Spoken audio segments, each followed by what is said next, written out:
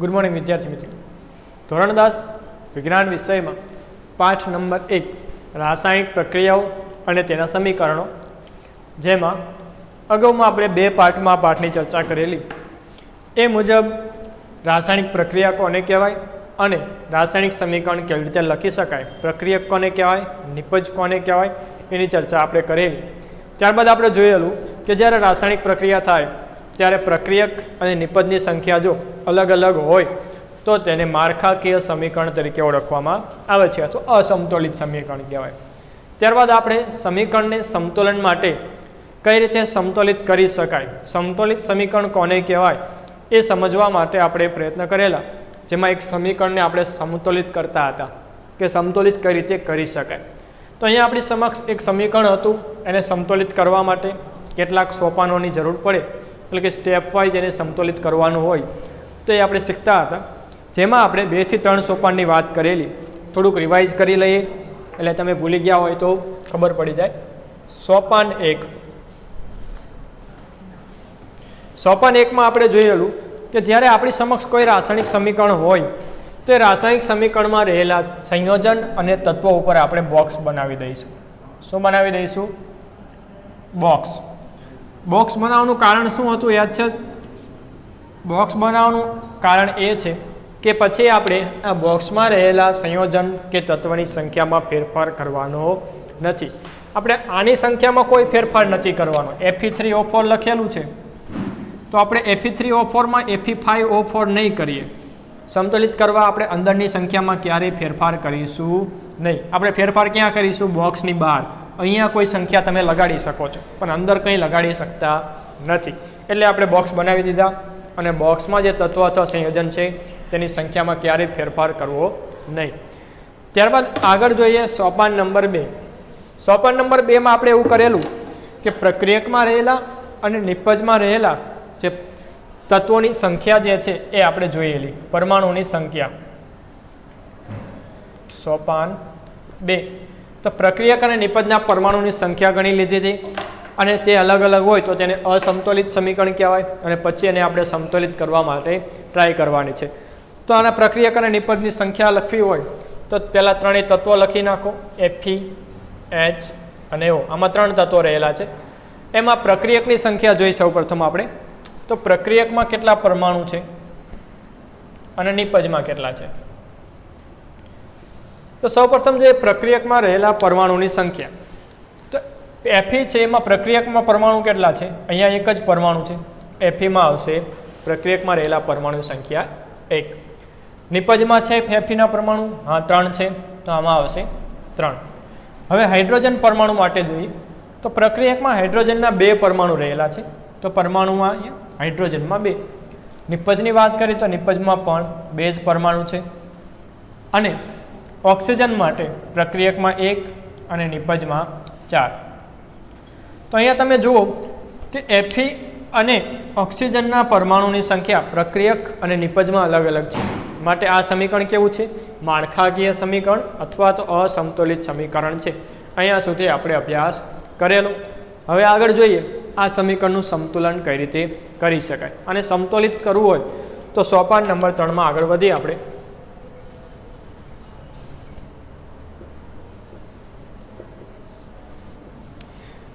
હવે સૌ પ્રથમ જે તત્વ, જે પરમાણુની સંખ્યા સૌથી વધારે છે એ પરમાણુ લઈ લો. આપણી સરળતા ખાતર, એવો કોઈ નિયમ નથી કે ફક્ત એ જ પરમાણુ લેવું, પણ સરળતા ખાતર જેની સંખ્યા વધારે હોય એ પરમાણુ ગોતો અને લઈ લો. અહીંયા સંયોજન તમે જો 3 ને 4 7, આમાં 7 પરમાણુની સંખ્યા છે તો આપણે Fe3O4 ને ધારી લઈ, Fe3O4. ત્યારબાદ એમાંથી કોઈ એક પરમાણુ જેની સંખ્યા વધારે હોય એને આપણે લઈ લઈએ. આમાં કોણ છે? ઓક્સિજનની સંખ્યા 4 છે, તો ઓક્સિજનની સંખ્યાનું સંતુલન કરવાનો આપણે પ્રયત્ન કરીશું. તો સૌ પ્રથમ અહીંયા ઓક્સિજન માટે આપણે સંતુલનની શરૂઆત કરી. તો એમાં પ્રક્રિયકમાં કેટલા છે અને નિપજમાં કેટલા છે એ જોઈ લો. તો નિપજમાં 4 ઓક્સિજન છે જ્યારે પ્રક્રિયકમાં 1. તો બંનેની સંખ્યા આપણે ગણવાની છે. તો ઓક્સિજનના પરમાણુઓ, એની માટે કોષ્ટક આપેલું છે આપણને.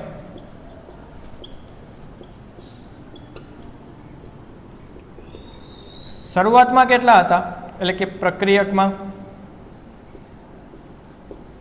ઓક્સિજનના પરમાણુઓ પ્રક્રિયકમાં 1 અને નિપજમાં છે 4. તો આપણે પ્રક્રિયકને 4 વડે ગુણી દઈએ તો બંનેમાં પરમાણુની સંખ્યા સરખી થઈ જાય. તમે જુઓ અહીંયા પ્રક્રિયકમાં 1 છે અને નિપજમાં 4. તો આને આપણે 4 વડે ગુણી દઈએ તો કેટલા થઈ જાય? અહીંયા 4 અને સામે પણ 4 ઓક્સિજન થઈ જાય, બંને સમતોલિત થઈ જાય. તો આપણે શું કરીશું? પ્રક્રિયકને 1 ગુણ્યા 4 વડે ગુણી દઈશું. હવે ગુણી દીધા એટલે આપણે O4 લખવાનું નહીં, આવી રીતે નથી લખવાનું. આપણે શું લખવાનું છે? જે ઓક્સિજન છે એની આગળ 4 લખવાના છે. આગળ લખી શકો તમે, આમાં કંઈ ફેરફાર કરી શકો નહીં. બોક્સમાં આપણે કોઈ ફેરફાર કરવાનો નથી. તો અહીંયા તમે 4 વડે ગુણી દો એટલે પ્રક્રિયકમાં 4 ઓક્સિજન અને નિપજમાં 4 ઓક્સિજન થઈ જાય છે. ત્યારબાદ આ જે સમીકરણ છે આપણું એને આવી રીતે લખી શકાય Fe પ્લસ અને આપણે કેટલા વડે ગુણી દીધા? 4 વડે. 4H2O પ્રક્રિયા થતાં Fe3O4 પ્લસ H2. હવે જો ઓક્સિજનના પરમાણુનું સંતુલન થઈ ગયું, તેના બાદ હવે એક પરમાણુ લઈ લો જેનું સંતુલન કરવાનું છે સોપાન 4માં. હવે કોનું સંતુલન નથી થયેલું? તો અહીંયા Feનું પણ નથી થયું અને હાઇડ્રોજનનું પણ થયેલું નથી. તો બેમાંથી એકનું પહેલાં સંતુલન કરી તો સૌપ્રથમ આપણે હાઇડ્રોજન માટે લઈએ.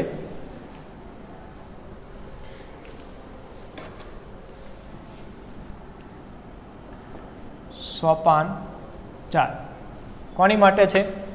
હાઇડ્રોજન માટે. હવે હાઇડ્રોજન માટે સંતુલન કરવું હોય તો હાઇડ્રોજનના પરમાણુઓ પ્રક્રિયકમાં કેટલા છે અને નિપજમાં એ ગણી લો.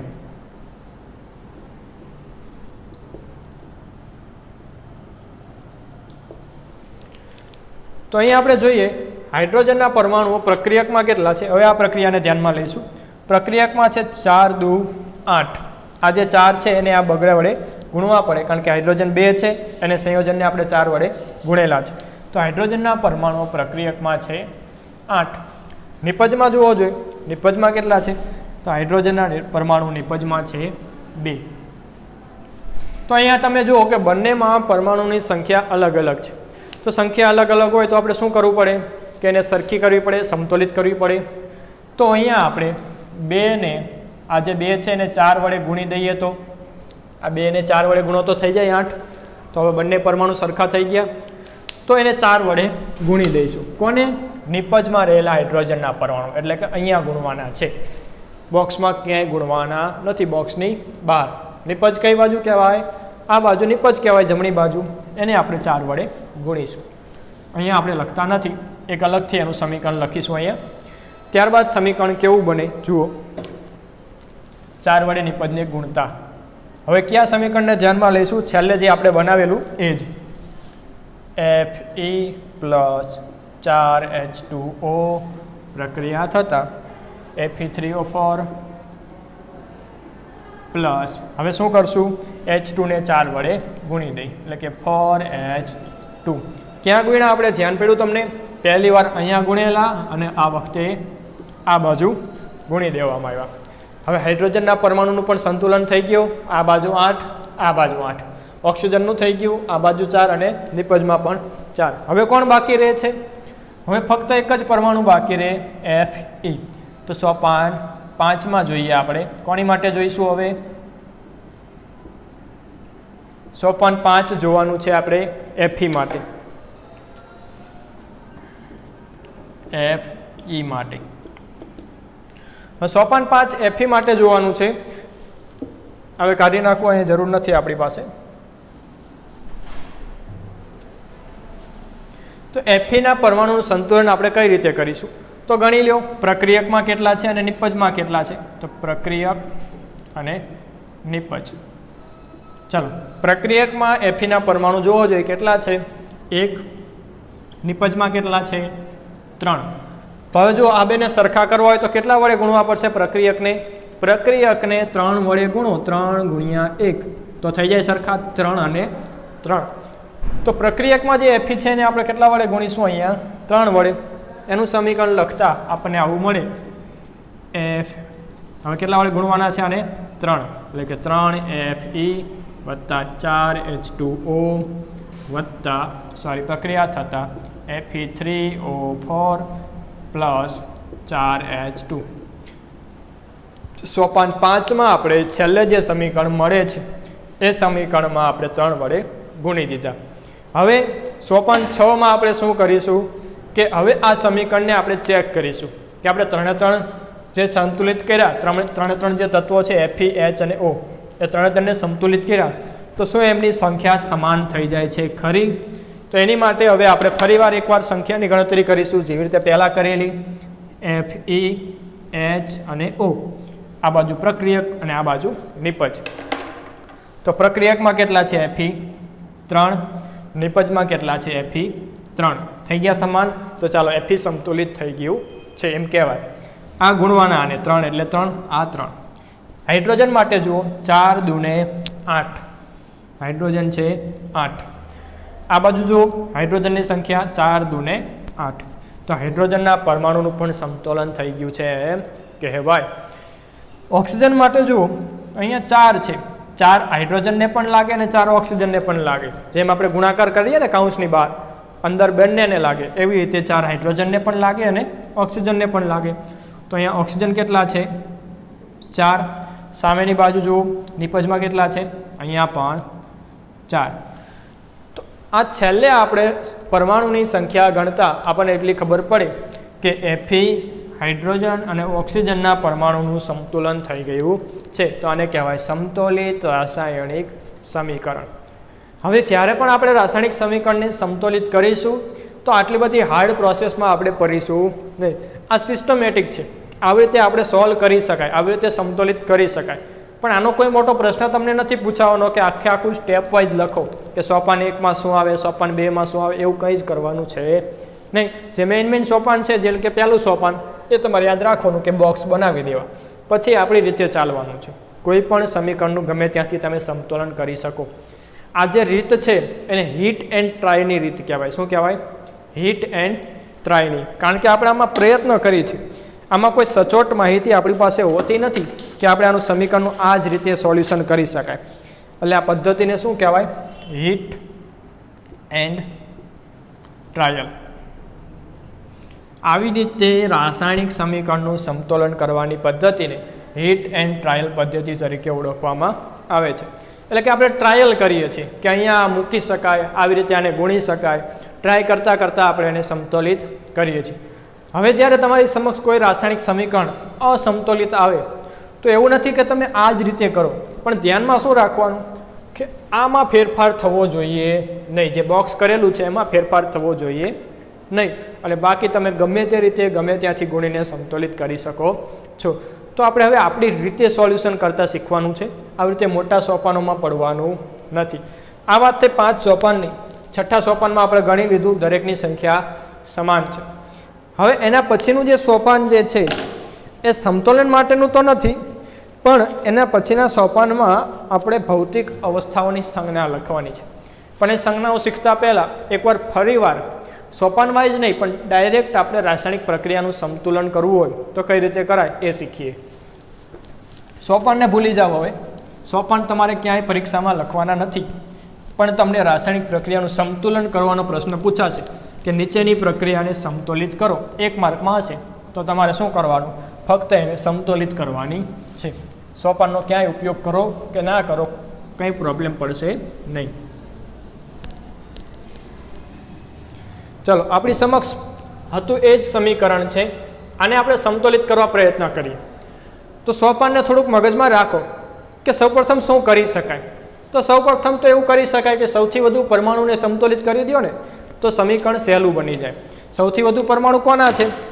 Fe3O4, અહીંયા 7 છે. તો આનું સંતુલન કરવા આપણે પ્રયત્ન કરીશું. એમાંથી કોઈ એકને ધારી લો. આમાં પણ વધારે કોના છે? ઓક્સિજનના. અહીંયા 4 છે, તો સામે જુઓ કેટલા ઓક્સિજન છે? અહીંયા 1 જ છે.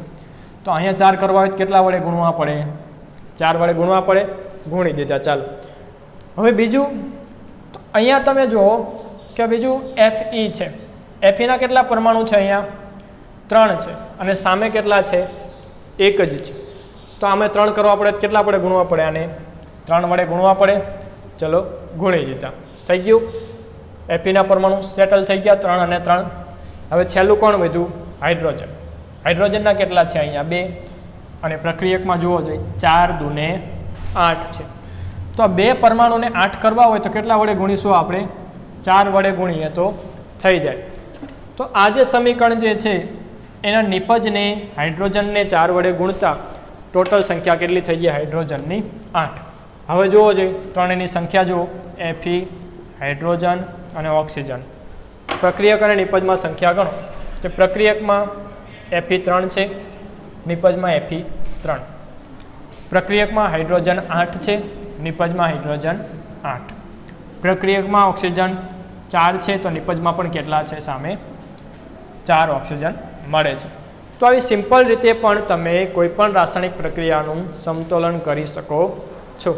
તો આવી રીતે આપણા પાઠ્યપુસ્તકમાં આપણે જે આગળ 2 પ્રક્રિયાઓ જે જોઈ, મેગ્નેશિયમની પટ્ટીનું દહન અને ઝિંક ઓક્સાઇડ જે બને છે એની વાત કરી, તો એ તમારે એ પ્રક્રિયાનું સોલ્યુશન તમારે જાતે કરવાનું છે. એ રાસાયણિક પ્રક્રિયાનું સમતોલન તમારે જાતે કરવાનું છે અને શીખવાનું છે.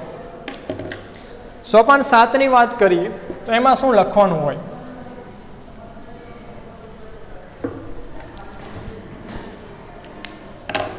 સોપાન 7 કંઈક આવું છે.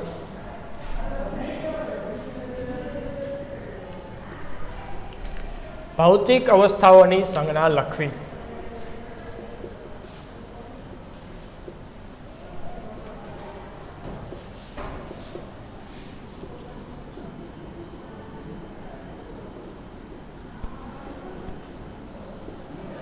ભૌતિક અવસ્થા એટલે શું? કે કોઈ પણ પદાર્થ હોય એનો ભૌતિક સ્વભાવ આપણને ખબર છે કે 3 પ્રકારના સ્વભાવ હોય, કાં તો ઘન હોય, પ્રવાહી હોય અથવા તો વાયુ હોય. આ 3 સ્વભાવ વિશે આપણને ખબર છે. કોઈ પણ પદાર્થ કાં તો ઘન હોય, પ્રવાહી હોય અથવા તો વાયુ હોય. તમને એમ કહી દે કે એક ખાંડનું દ્રાવણ છે, ખાંડ છે, એને આપણે પાણીમાં ઓગાળવાની છે અને પ્રક્રિયા થાય છે. તો ખાંડ કેવો પદાર્થ છે? ઘન પદાર્થ છે. પાણી કેવો પદાર્થ કહેવાય? પ્રવાહી પદાર્થ કહેવાય. તમને એમ કે હાઇડ્રોજન વાયુની પ્રક્રિયા કરવાની છે તો હાઇડ્રોજન કેવો પદાર્થ કહેવાય? વાયુ પદાર્થ કહેવાય. તો અહીંયા ભૌતિક અવસ્થાની સંજ્ઞા લખવાની છે. ક્યાં લખવાની? તો જે પણ પ્રક્રિયા તમે લખો એ પ્રક્રિયકના નીચેના ભાગમાં અહીંયા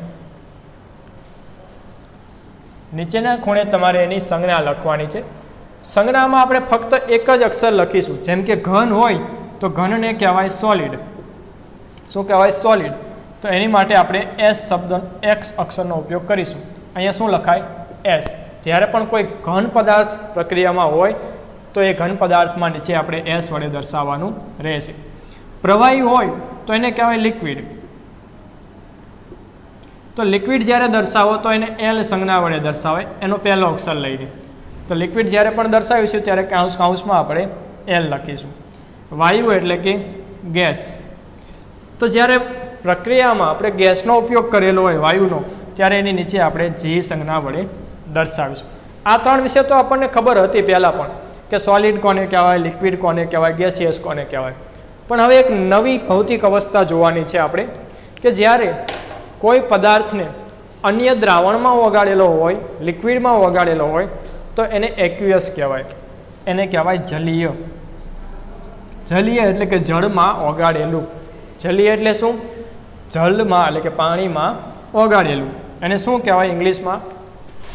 એને કહેવાય એક્યુઅસ. એક્યુઅસને AQ સંજ્ઞા વડે દર્શાવવામાં આવે છે. તો જ્યારે AQ સંજ્ઞા આપણે દર્શાવીશું એનો મતલબ એવો થાય છે કે કોઈ ઘન પદાર્થને પ્રવાહીમાં ઓગાળેલો છે અને એનું દ્રાવણ બનાવેલું છે. જ્યારે પણ જલીય દ્રાવણ હશે ત્યારે આપણે AQ સંજ્ઞા વડે દર્શાવીશું. આવી રીતે કોઈ પણ પ્રક્રિયાની નીચે જો પ્રક્રિયામાં આપેલું હોય તો ભૌતિક સંજ્ઞા દર્શાવવી જરૂરી છે. જો ન આપેલું હોય તો દર્શાવવી જરૂરી નથી. જેમ કે આ પ્રક્રિયા હતી એ આપણને ડાયરેક્ટ આપી દીધેલી તો એમાં ભૌતિક સંજ્ઞા આપણને ખબર ના હોય કે કઈ હોય તો નહીં દર્શાવવાની. ચલો આને ભૌતિક સંજ્ઞા દર્શાવવાનો પ્રયત્ન કરી. તો Fe એટલે લોખંડ. તો Fe જે સંજ્ઞા જે છે લોખંડની છે. લોખંડની ભૌતિક સંજ્ઞા તમને ખબર છે કે લોખંડ કેવું હોય? ઘન અવસ્થામાં હોય. ઘન હોય તો સોલિડ. તો અહીંયા આપણે લખીશું એસ. સમજાણું? લોખંડ કેવું છે? ઘન છે. ઘન એટલે સોલિડ, એની સંજ્ઞા છે એસ. ધારો કે H2O એ ભેજ સ્વરૂપે છે, પાણી સ્વરૂપે છે, તો પાણીની સંજ્ઞા શું થાય? લિક્વિડ, તો લિક્વિડ L. Fe3O4 આ જે પ્રક્રિયા છે ને એ લોખંડને કાટ લાગવાની પ્રક્રિયા છે. લોખંડ પાણી સાથે સંપર્કમાં આવે ત્યારે શું બને છે? કાટ બને છે અને હાઇડ્રોજન વાયુ મુક્ત થાય છે. તો આ કાટ કેવો હોય? લોખંડનો કાટ તમે જોયો હોય તો લોખંડનો કાટ કેવો હોય છે? ઘન હોય છે, એને સોલિડ કહેવાય. તો અહીંયા આપણે લોખંડના કાટમાં કઈ સંજ્ઞા લખી શકાય? એસ. અને છેલ્લે જોઈએ H2. H2 એટલે કે હાઇડ્રોજન વાયુ. વાયુ એટલે ગેસ, ગેસની સંજ્ઞા થાય G. તો જે રીતે આપણે અહીંયા ભૌતિક સંજ્ઞા સમીકરણમાં દર્શાવેલી છે એ જ રીતે કોઈ સમીકરણ આપણે જ્યારે લખતા હોય તો એમાં પણ આપણે ભૌતિક સંજ્ઞા દર્શાવવાની રહેશે. જો તમને પ્રક્રિયામાં આપેલું હોય તો દર્શાવવાની, જો તમને ન આપેલું હોય કે આ કયા સ્ટેટમાં છે, એટલે કઈ ઘન અવસ્થા છે, લિક્વિડ છે, પ્રવાહી છે કે એક્યુઅસ છે, તો તમારે દર્શાવવાની નહીં. તો 7મા સોપાનમાં આપણે જોયું કે ભૌતિક અવસ્થા દર્શાવી. આ ઉપરાંત કેટલીક પદ્ધતિઓ, કેટલીક પરિસ્થિતિઓ પણ દર્શાવવી. જેમ કે કોઈ પ્રક્રિયા થતી હોય ત્યારે એને તાપમાન આપવું પડતું હોય, કેટલીક પ્રક્રિયામાં અલગથી કંઈક નવો પદાર્થ ઉમેરવો પડતો હોય જેને ઉદ્દીપક કહેવાય, અથવા તો કેટલીક પ્રક્રિયાઓમાં દબાણ આપવું પડતું હોય. તો એ દરેક પરિસ્થિતિને આપણે એરા ઉપર દર્શાવવાની. ક્યાં? આ જે તીર જે છે ને એની ઉપર. તાપમાન, દબાણ, ઉદ્દીપક, આ દરેક વસ્તુ એને આપણે તીર ઉપર દર્શાવવામાં આવે છે. તો એમાં જરૂર હોય તો જ દર્શાવવાની. જો આપણે પ્રક્રિયામાં આપેલી હોય તો જ દર્શાવવાની. દરેક પ્રક્રિયામાં ઉદ્દીપક કે તાપમાન દબાણની જરૂર પડતી નથી. પણ અમુક પ્રક્રિયા એવી છે કે જેમાં તાપમાનની જરૂર હોય, દબાણની, ઉદ્દીપકની જરૂર હોય તો આપણે દર્શાવવાની રહેશે. જેમ કે એક પ્રક્રિયા યાદ કરો, આપણે ધોરણ 6 થી ભણતા આવ્યા છીએ, પ્રકાશ સંશ્લેષણ.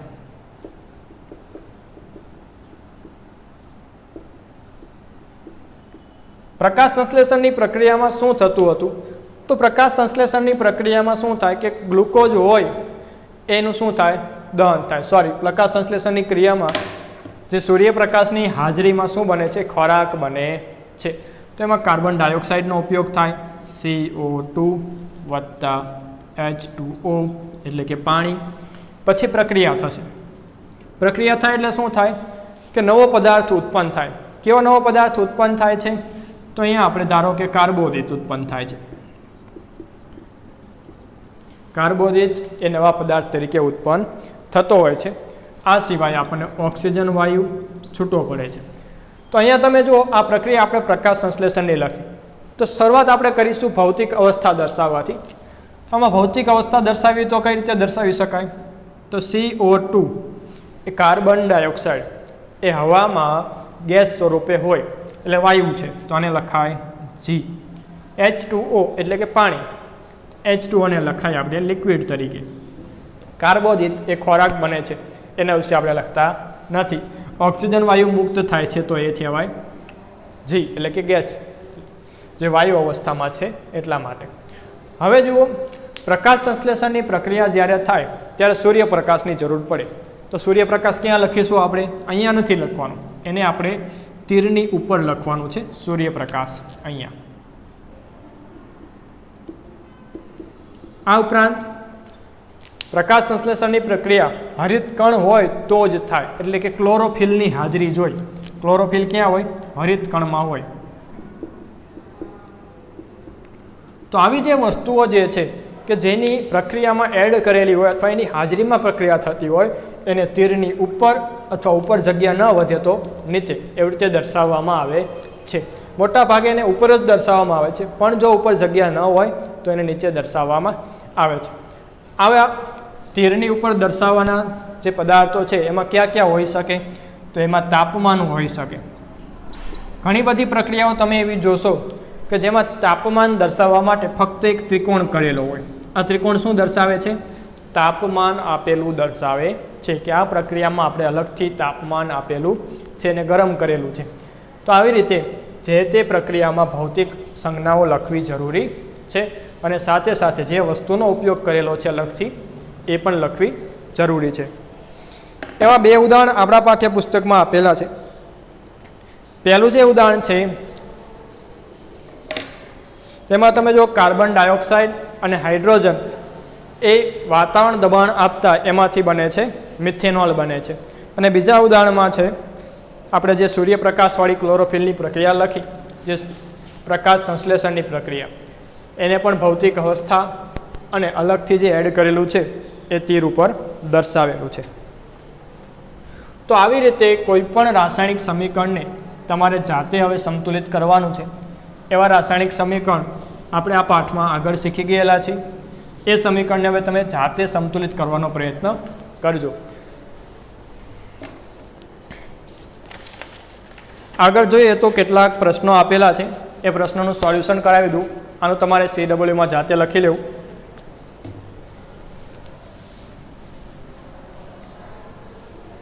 પહેલો પ્રશ્ન છે, મેગ્નેશિયમની પટ્ટીને હવામાં સળગાવતા પહેલા શા માટે સાફ કરવામાં આવે છે?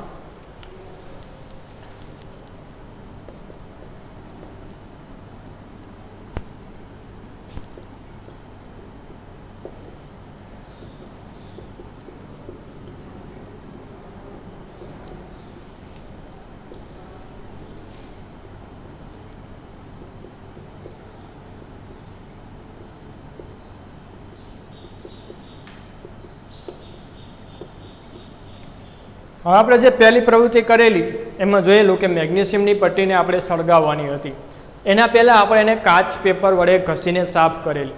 તો શા માટે સાફ કરવી પડેલી? એનું કારણ છે, કારણ કે મેગ્નેશિયમની પટ્ટી જે છે એક ધાતુ છે, અને કોઈ પણ ધાતુ હોય એને હવામાં ભેજના સંપર્કમાં જો આવે તો એમાં શું લાગે છે? કાટ લાગે છે. એટલે આ કાટ લાગી જાય તો પછી એ સળગવાની ક્રિયા જે છે એ વ્યવસ્થિત થતી નથી.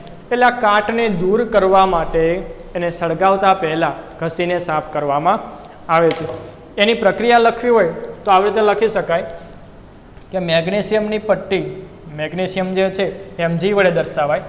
એને હવામાં ખુલ્લી રાખવામાં આવે તો શું થાય? ઓક્સિજન સાથે પ્રક્રિયા કરે અને શું બનાવી દે? MgO બનાવી દે. આ MgO શું દર્શાવે છે? એ અત્યારે દર્શાવે છે એનો કાટ. કાટ બની જાય તો પછી એ સળગતી નથી અથવા વ્યવસ્થિત સળગી શકતી નથી.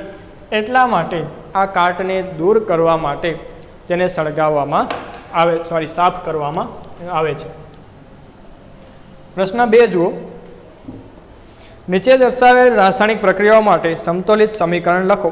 જેમાં પહેલી રાસાયણિક પ્રક્રિયા છે હાઇડ્રોજન વત્તા ક્લોરીન.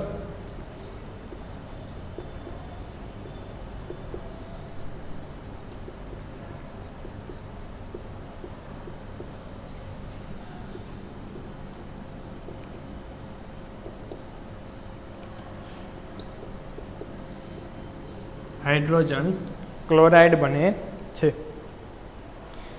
આની માટે આપણે પ્રક્રિયા પણ લખવાની છે અને સમીકરણ પણ લખવાનું છે. હવે પહેલાં પણ આપણે વાત કરેલી કે કોઈ પણ પ્રક્રિયા લખવી હોય તો આપણને તત્વના નામ, તત્વનો ક્રમાંક અને તત્વની સંજ્ઞા આવડવી જરૂરી છે. તો હાઇડ્રોજન એટલે કે હાઇડ્રોજન વાયુ જે H2 સ્વરૂપે હવામાં રહેલો હોય. હાઇડ્રોજન ક્યારે એકલો ના હોય, ખાલી H તમને ક્યારેય જોવા મળશે નહીં.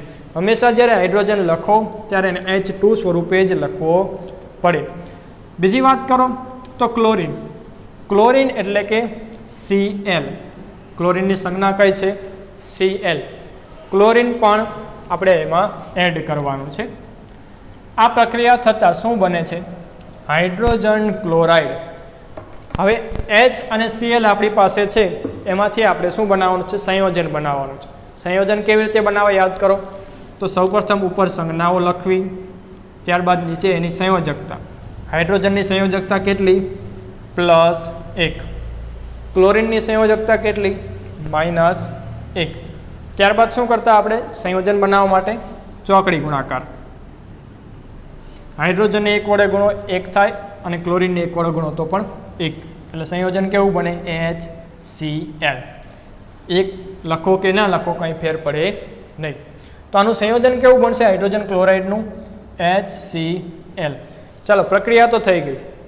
હવે જો આ સમતોલિત છે કે નહીં, તો અહીંયા તમે જુઓ તો પ્રક્રિયામાં હાઇડ્રોજન કેટલા છે? પ્રક્રિયકમાં 2. પ્રક્રિયકમાં હાઇડ્રોજનની સંખ્યા 2 છે, જ્યારે નિપજમાં હાઇડ્રોજનની સંખ્યા 1 જ છે. તો બંનેને આપણે શું કરવા પડશે? સમતોલિત કરવા પડશે. તો સમતોલિત કરવા માટે બોક્સ બનાવી દો પહેલાં. દર વખતે આપણે બોક્સ બનાવવાની જરૂર નથી, પણ હજુ આપણે શીખીએ છીએ એટલે બોક્સ બનાવીશું એટલે ભૂલ ના થાય. ત્યારબાદ જુઓ, સૌપ્રથમ કોનું સંતુલન કરવાનું છે? હાઇડ્રોજનનું. આ બાજુ 2 છે તો નિપજમાં 2 કરવા માટે શું કરવું પડે? એને 2 વડે ગુણવા પડે. ગુણી દીધા. હવે ગણતરી કરો.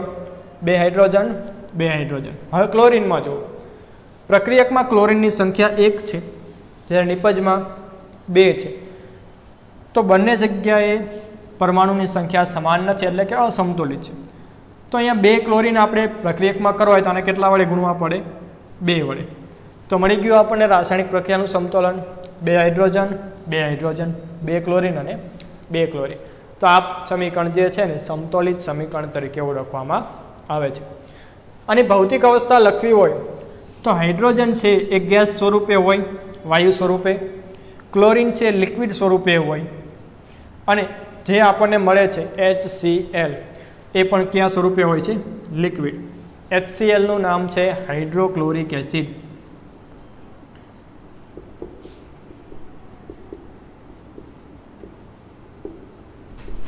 એનું બીજું નામ છે હાઇડ્રોજન ક્લોરાઇડ. હવે એસિડ તમને ખબર છે, એસિડ કેવા હોય? લિક્વિડમાં હોય. તો આને L વડે દર્શાવવામાં આવે છે. તો આ થઈ ગયું પહેલા સમીકરણનું solution.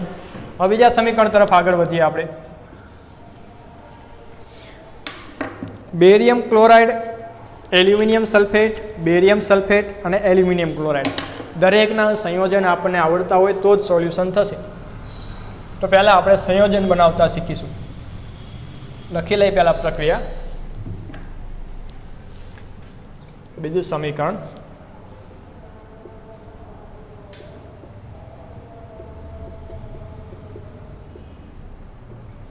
Barium chloride,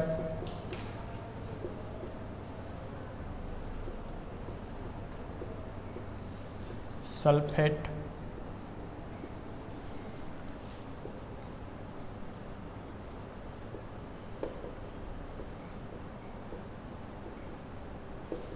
barium sulphate અને એલ્યુમિનિયમ ક્લોરાઇડ.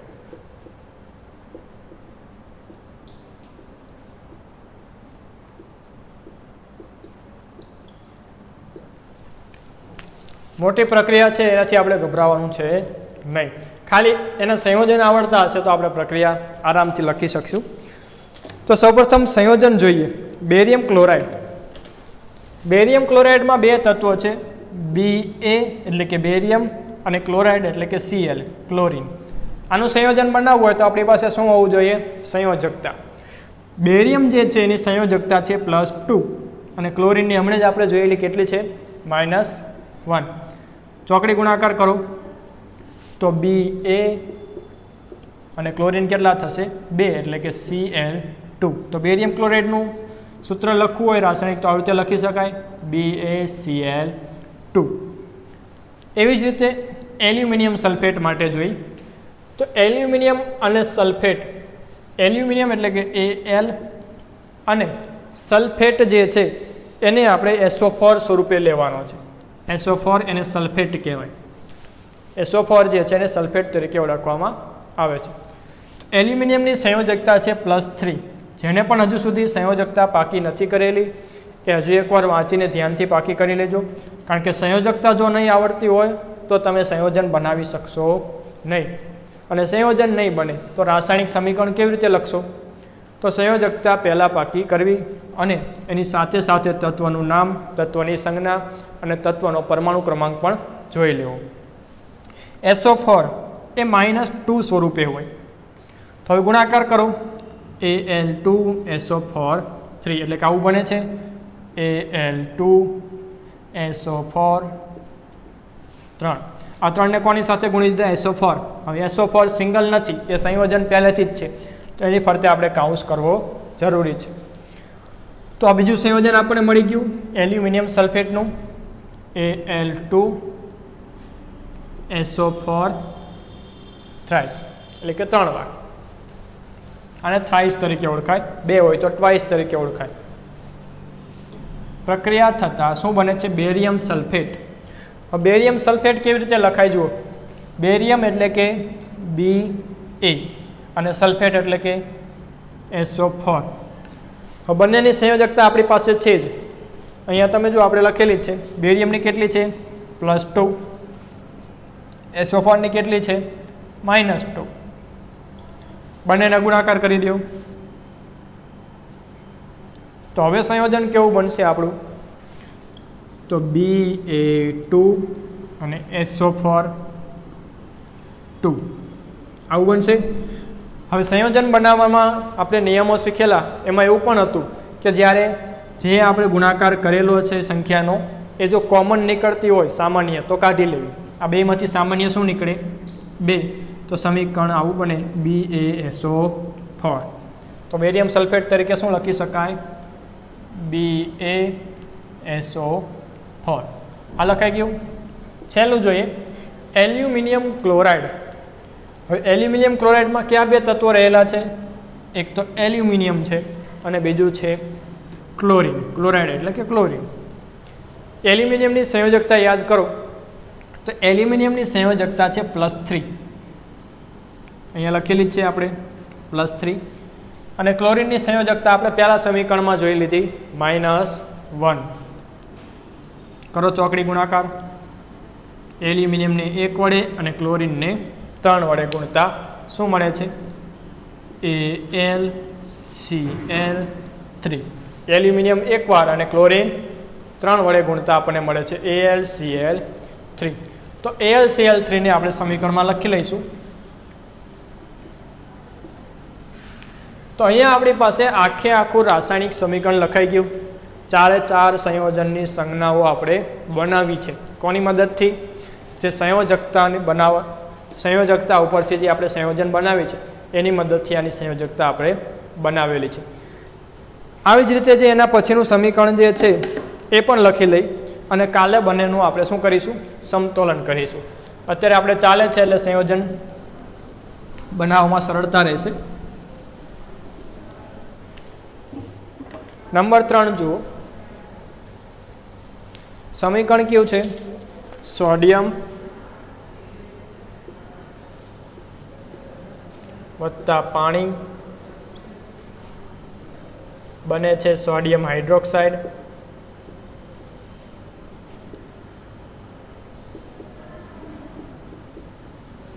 વત્તા હાઇડ્રોજન. હવે આનું આપણે સમીકરણ લખવાનું છે. સોડિયમ વત્તા પાણી, સોડિયમ હાઇડ્રોક્સાઇડ વત્તા હાઇડ્રોજન. તો દરેકની સંજ્ઞા યાદ હશે તો આ સમીકરણ સાવ સહેલું જ છે. સોડિયમ એટલે કે Na એ સોડિયમની સંજ્ઞા છે. પાણીની સંજ્ઞા દરેકને ખબર હશે H2O. H2O એટલે કે પાણી. આની પ્રક્રિયા થાય એટલે શું બને? Sodium hydroxide. હવે આ સંયોજન છે. સોડિયમ પણ છે અને હાઇડ્રોક્સાઇડ પણ છે એટલે સંયોજન છે. સંયોજનને જ્યારે લખવું હોય તો ફરીવાર આપણે સંયોજકતાને યાદ કરો. Na અને OH. હાઇડ્રોક્સાઇડ એટલે થાય OH. સોડિયમની સંયોજકતા કેટલી છે? +1. Na +1 તરીકે લખાય. અને હાઇડ્રોક્સાઇડની સંયોજકતા છે -1. બંને સંયોજકતાને આપણે હવે ક્રોસમાં ગુણી દઈશું. શું બને છે? NaOH. એક હાઇડ્રોજન અને એક સોડિયમ અને એક હાઇડ્રોક્સાઇડ.